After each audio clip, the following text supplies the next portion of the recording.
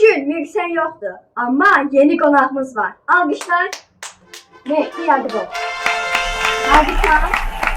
Bəli. Bəli. Hazırsınız?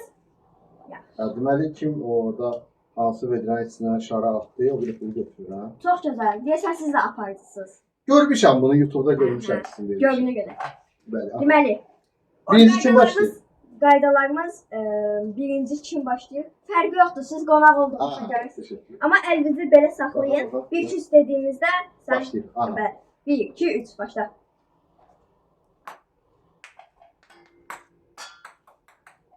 Eyb yox, eyb yox. Narahat olma. Oh. Oo! Və bəli, iştirakçımız bizdən 50 dollar, bəli 50 Kanada dolları qazandı. Bəli. Devam edirik. Devam edirik. Aha. Bəli. Buyur. Oo. Oo. Bəli, deməli mən də 50 Kanada dolları qazandım. Qaldı 100 dollar. Qaldı 100 dollar.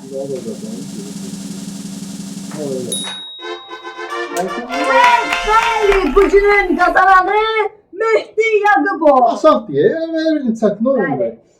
İndi isə sağ olun, salamat Mən də qalın. bunu verəm sənə. Yox, yox, Yox, mən ölüm. Yox, sən o qədər borcun. Götürün. Yox. Sağ olun, salamat qalın. Aa! Sağ ol.